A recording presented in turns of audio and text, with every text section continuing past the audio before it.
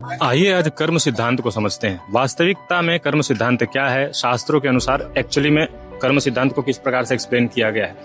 आजकल के लोगों में कर्म सिद्धांत को जानने की इच्छा नहीं है, वो बल्कि पहले ही दावा करने लगते हैं कि मैं कर्म सिद्धांत को जानता हूँ, कर्म सिद्धांत इज दैट, कर्म सिद्धांत इज दिस, और उसके बाद बहुत सारे क्लेम्स कि आप जैसा करेंगे वैसा ही भरेंगे। कर्म सिद्धांत कभी ऐसा था ही नहीं, और शास्त्रों में कर्म सिद्धांत को इस प्रकार से एक्सप्लेन किया नहीं गया था। शास्त्र विधि से कर्म सिद्धांत का एक्सप्लेनेशन क्या है, एक इस वीडियो को देख करके आपको अच्छे से ये क्लैरिटी मिल जाएगी। ठीक है, ये कहना कि आप जैसा करेंगे आपके साथ वैसा ही होगा, बिल्कुल उल्टी प्रिडिक्शन या फिर बिल्कुल उल्टी एक्सप्लेनेशन है कर्म सिद्धांत की। बल्कि ये कहना ज्यादा ठीक है कि आप जैसा करेंगे आप अपने कर्म से भाग नहीं सकते हैं, आपके हर एक कर्म का हिसाब होगा। ये कहना फिर भी एक तरीके से ठीक। वास्तविकता में होता क्या है कर्मफल सिद्धांत में, चलिए समझते हैं। देखिए, जब भी कोई व्यक्ति किसी कर्म को करता है तो वो कर्म किसी एक प्रेरणा के कारण ही करता है। जो कर्म करने की प्रेरणा होगी उसके बाद ही वो उस कर्म को करेगा। अब जब कर्म करने की प्रेरणा और परिस्थिति उत्पन्न होती है, जैसे कि कोई इन्वायरमेंट होगा, उस इन्वायरमेंट में पहुंच के आपको एक थॉट आएगा, फिर आप कोई कर्म करेंगे, तो परिस्थिति और प्रेरणा दोनों की उपस्थिति के बाद एक विवेकपूर्ण निर्णय होता है, विवेक और प्रज्ञा होता है, और वो डिसाइड करवाता है कि यार सच में मुझे ये कर्म करना चाहिए या नहीं।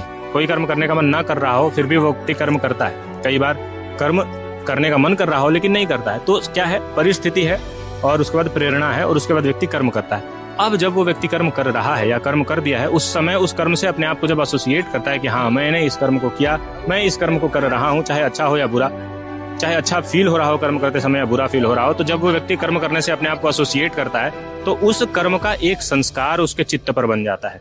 चित्त पर उस कर्म का संस्कार और अगले बार उस कर्म को करने के लिए उस व्यक्ति को प्रेरित करेगा। जितने बार वो उस कर्म को रिपीट करता है उतने बार वो चित्त पर बना हुआ संस्कार दृढ़ होता जाता है, मजबूत होता चला जाता है, और जितना वो संस्कार दृढ़ हो जाएगा उतनी ही अधिक शक्ति से फिर अगले बार उस कर्म को करने की इच्छा उत्पन्न करेगा, प्रेरणा उत्पन्न करेगा, और व्यक्ति मजबूर हो जाएगा वैसा ही कर्म फिर से करने के लिए। ये कर्म सिद्धांत है कि जो कर्म आप करेंगे फिर से वही कर्म करने के लिए मजबूर हो जाएंगे, फिर से वही कर्म करने के लिए मजबूर हो जाएंगे, क्योंकि वही कर्म आपके चित्त पर स्थापित हो गया।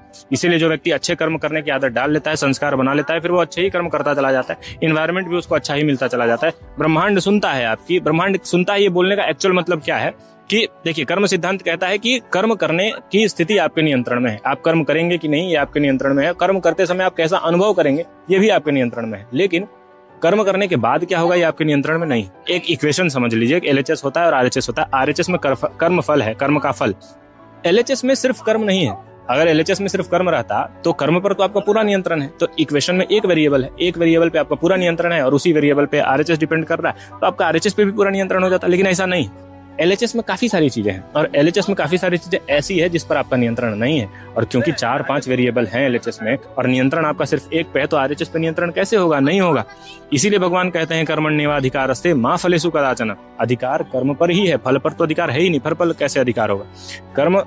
कर्म वाला जो साइड है उसमें जो सबसे मेजर वेरिएबल है वो है आपका कर्म, कि आप क्या कर्म करते हैं। और भी कई वेरिएबल है। क्या वेरिएबल है कि आपने किन परिस्थितियों में जन्म लिया है, जो कि निर्भर करेगा आपके पूर्व कार्य के कर्मों पर। ठीक है, उसके बाद क्यों आप वो कर्म को कर रहे हैं, उस कर्म का प्रभाव किस व्यक्ति पर कैसा पड़ा, उस कर्म को करते समय आपकी मानसिक स्थिति कैसी थी, और उस कर्म का निर्णय आपने किन परिस्थितियों में किया, किस व्यक्ति को उससे दुख हुआ, किस व्यक्ति को उससे सुख हुआ, समाज में टाइम कैसा चल रहा है, इवन अभी काल कैसा चल रहा है, कौन से लोग क्या कर्म कर रहे हैं, बहुत सारी चीज। मतलब इट्स अ कॉम्प्लिकेटेड इक्वेशन कि आगे चल के आपका क्या विचार बनने वाले हैं, सब कुछ निर्धारित करता है, और फिर आपने क्या कर्म किया। लेकिन सबसे बड़ा वेरिएबल में जो वेटेज होता है वो इसी बात का होता है कि आप जो कर्म कर रहे हैं वो कर रहे हैं कि नहीं कर रहे हैं। ठीक है, तो अब एक व्यक्ति निर्धारित करता है कि मुझे खेलना है। ठीक है, अब खेलने का संस्कार उसके मन पर बन गया। या फिर ऐसे एग्जांपल लेते हैं कि सोना है। ठीक है, किसी व्यक्ति को सोना है और वो सो रहा है। ठीक है, अब सो करके उसने सोचा है कि मुझे 7 बजे सुबह उठ जाने हैं। ठीक है, अभी इससे कर्मफल सिद्धांत बड़े अच्छे से समझेंगे। अब वो सोच रहा है कि 7 बजे उठ जाना है, 7 बजे उठने का उसने विचार बना लिया विवेकपूर्वक। 7 बजे एक शक्ति होगी, अदृश्य शक्ति होगी जो उसे जगाना चाहेगी, और एक अदृश्य शक्ति होगी जो कि कहेगी कि नहीं अभी मत जाओ, अभी सोए रहो। वो तमोगुणी शक्ति है। ठीक है, और शम और दम 2 गुण होते हैं जो इससे आपको रोकते हैं, कि जो शक्ति आपको सुला ही देना चाहती है, आपको पता है कि उठ जाना सही है, उस शक्ति का विरोध करना, उसके लिए भी एक शक्ति चाहिए, उसे वो समदम होती है। ठीक है, तो अब आपको ये समझना है कि अब आप शक्ति से हार गए, आप सोते ही रह गए, तो वो शक्ति बलवान हो गई। जो शक्ति आपको सुला देना चाहती थी वही आपका कर्म बन गया। अब फिर आप अगली बार सो जाएंगे, फिर वो शक्ति और बलवान होती चली जाएगी, बलवान होती चली जाएगी, तो आपके लिए अब सही समय पर उठना मुश्किल हो जाएगा। आपके कर्म ही रिपीट हो करके आपके पास आएंगे, आपके कर्म रिपीट होकर के आपके पास आएंगे। ये है कर्म सिद्धांत। ठीक है, जो कर्म आप करेंगे वो कर्म करने के लिए फिर से मजबूर हो जाएंगे, पुनः प्रेरित फिर से मजबूत। ये कर्म सिद्धांत है। और फिर बहुत अच्छे से एक दिन आपको रियलाइज होगा कि नहीं, ये गलत है, बलपूर्वक ज्ञानपूर्वक मुझे इसका विरोध करना है और अब अच्छे कर्म करने हैं। और वो जो लड़ाई होती है ना अपने अंदर, वो कर्मफल होता है कि वो कर्मफल झेल रहे हैं। और फिर कर्मफल पे और भी चीजें आती हैं कि आपने पूर्व जन्मों में कैसे कर्म किए हैं, ये सारी चीजें भी आती हैं। लेकिन जब ज्ञान हो जाता है व्यक्ति को, तो उनको बैलेंस कर सकता है कि अगर मेरे साथ कुछ बुरा हो भी रहा है तो फिर मैं उसे झेल लूंगा, मेरे चित्त पर उसका कोई बुरा प्रभाव नहीं पड़ेगा। इसे समझने के लिए एक बहुत अच्छा आपको क्लासिक एग्जाम्पल मिल जाएगा श्रीमद् भागवत महापुराण में भिक्षु गीता। बहुत अच्छा है, ठीक है। मनः परम कारण मामनंती, ऐसे करके बहुत अच्छे से समझाया गया है कि न देवतात्मा ग्रह कर्म काला, देवता कर्म काल कुछ भी हमें प्रभावित नहीं कर रहे, हमें सिर्फ अपना मन प्रभावित कर रहा है। तो अगर बुरी चीजें होंगी भी और हमें ज्ञान हो गया है तो हम उसे हैंडल कर लेंगे। लेकिन ये एक्सप्लेनेशन कि अगर कोई व्यक्ति चीट कर रहा है तो उसके साथ भी चीटिंग हो जाएगी, ये कर्म सिद्धांत का एक बहुत गलत एक्सप्लेनेशन है। ऐसे कर्म सिद्धांत काम बिल्कुल नहीं करता है। अगर कोई व्यक्ति चीट कर रहा होगा, हो सकता है उसे चीट करने वाला पार्टनर मिले, हो सकता है न मिले, हो सकता है कोई व्यक्ति चीट न कर रहा हो और उसे भी चीट करने वाली पार्टनर मिल जाए। तो आपका चीट करना या ना करना, आपको कैसा पार्टनर मिलेगा उस पर निर्भर नहीं करता है। आपको कैसा पार्टनर मिलेगा फिर वो अनेक कारकों पर निर्भर करता है कि आपके पूर्व जन्म में कैसे कर्म रहे, पूर्व जन्म में आपके कमिटमेंट कैसे रहे, इस जन्म में आपने लोगों को समझने में कितना समय बिताया है, नहीं बिताया। अनेक चीजें निर्भर करती हैं इस बात पर। सिर्फ इस बात को कह देना कि हाँ क्योंकि मैंने ऐसा किया इसलिए मेरे साथ भी ऐसा होगा, ये बिल्कुल गलत एक्सप्लेनेशन है। बल्कि सही ढंग से इसका एक्सप्लेनेशन समझते हैं इसी उदाहरण के साथ कि अगर कोई व्यक्ति चीट कर रहा है मान लीजिए, तो उसके अंदर चीट करने का संस्कार बनते चला जाएगा, ठीक है। ऑनेस्ट रहने का, लॉयल रहने का जो संस्कार है वो खत्म हो जाएगा। और ऑनेस्ट रहने से, लॉयल रहने से सत्व गुण का प्रादुर्भाव होता है, सात्विक प्रेम का अनुभव कर पाता है व्यक्ति। It's a good feeling. वो धीरे धीरे उसकी अंदर की क्षमता कम होती जाएगी। हो सकता है उसका पार्टनर बिल्कुल सात्विक प्रेम कर रहा हो, उसको वो चीट नहीं कर रहा है, वो बहुत लॉयल है, ठीक है, निष्ठापूर्वक सारी धर्म का पालन कर रहा है, तो उस व्यक्ति को फिर भी अनुभव होगा, उस व्यक्ति के गुण सात्विक ही रहेंगे और इस व्यक्ति का गुण सात्विक नहीं रहेगा। अब कुछ समय बीत जाएगा, इसकी पार्टनर लॉयल है लेकिन ये व्यक्ति चीट कर रहा है बहुत ज्यादा, तो ऐसा नहीं है कि इसकी पार्टनर भी चीट करने लगी, नहीं, इसका मन धीरे धीरे अत्यधिक अशांत होता चला जाएगा। पहले एक व्यक्ति के साथ चीट करता था, फिर 2 व्यक्ति के साथ चीट करेगा, 3 व्यक्ति के साथ, फिर भी शांति नहीं मिली, चौथी फिर भी शांति नहीं मिली, 5वीं फिर भी शांति नहीं। अशांति को सब्सक्राइब कर लिया वो व्यक्ति परमानेंटली, और हर प्रकार से अशांति बढ़ती चली जाएगी। ये उसका कर्मफल है। उसका जो चित्त अशांत है, जो भटका हुआ अलबला रहा है कि अब क्या कर लें, कैसे शांति मिलेगी, धीरे धीरे वो लेवल भी बढ़ता जा रहा है कि अब ये करके शांति मिलेगी, ये वो भी कर लिया, फिर ये करके शांति मिलेगी।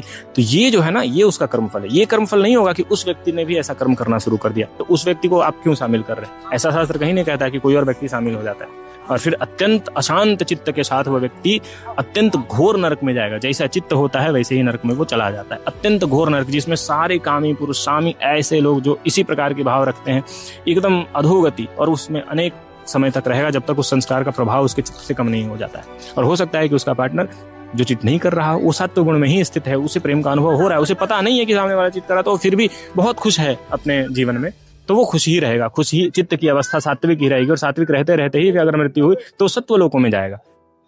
तो एक्सप्लेनेशन कर्म सिद्धांत का बहुत कॉम्प्लिकेटेड है। हालांकि वीडियो थोड़ी बनी है लंबी, लेकिन इससे बहुत ज्यादा और कॉम्प्लेक्स है कर्म सिद्धांत, बहुत ज्यादा कॉम्प्लेक्स है। 2-3 ग्रंथ में बता रहा हूँ, जो अगर आप चाहें तो पढ़ना चाहें तो कर्म सिद्धांत के लिए पढ़ सकते हैं। टॉप पे तो हमेशा भगवत गीता रहेगी, नो डाउट, ठीक है। और उसके अतिरिक्त आप योग वशिष्ठ महारामायण पढ़ना चाहे तो पढ़ सकते हैं। ये पढ़ सकते हैं आप, एक विवेक चूड़ामणि पढ़ सकते हैं। छांदोग्य उपनिषद एक बहुत अच्छा ग्रंथ है कर्म सिद्धांत को समझने के लिए।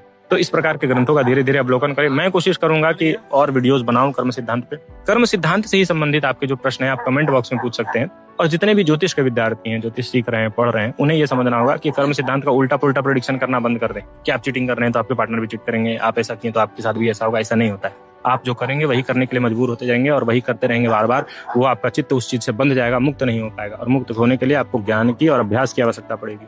ज्ञानाग्नि दग्ध कर्माणम तमाहु पंडितम बुधा। ज्ञान की अग्नि से दाग दिया जाता है जब कर्म को, तब कर्म जो है फिर नए कर्म उत्पन्न नहीं करता है। जैसे चने को भूंज दिया जाता है ना, तो उससे अंकुर नहीं बनता है, वो चना भुंजा गया, अब उससे नया बीज नहीं उत्पन्न होगा। वैसे ही करना रहता है कर्म के साथ। अगर मैंने कोई कर्म किया, अब मुझे एहसास है कि वो कर्म बहुत गलत था, ज्ञान पूर्वक, अभ्यास पूर्वक, ज्ञान कितना भी हो जाए, प्रबल ज्ञान हो गया कि नहीं वो कर्म गलत था, वो कर्म नहीं करना है, फिर भी उसका संस्कार नोटेड है, इसलिए 1-2 बार ऐसा होगा कि वो कर्म करने का फिर तीव्र इच्छा होने लगे कि हाँ कर रहा है। लेकिन इतना ज्ञान प्रबल है तो अभ्यास भी प्रबल होना चाहिए कि नहीं करना है तो नहीं करना है। और ये जो द्वंद्व होगा ना, ये जो लड़ाई होगी कि नहीं करना है, मन कर रहा है, करना है, नहीं करना है, ये देवासुर संग्राम, यही आपका कर्मफल बनकर रह जाएगा। और अगर आपने नहीं किया तो कर्म वहीं पे डाइल्यूट हो जाएगा, खत्म हो जाएगा। लेकिन फिर कर लिया तो देवासुर संग्राम में असुर जीत गए, फिर वो संस्कार और बली हो गया। फिर जब डिसाइड करिएगा कि नहीं करना है तो फिर और अधिक शक्ति से लड़ना पड़ेगा। या फिर डिसाइड नहीं किए तो धीरे धीरे तो आपका दुर्गति होना निश्चित ही है। ठीक है, तो कर्म सिद्धांत को समझिए, कर्म सिद्धांत को अच्छे से समझिए, और लंबी वीडियोस में कोशिश करूंगा और बनाने की, लेकिन इस वीडियो से संबंधित अगर कुछ प्रश्न है तो आप कमेंट बॉक्स में पूछिए। धन्यवाद।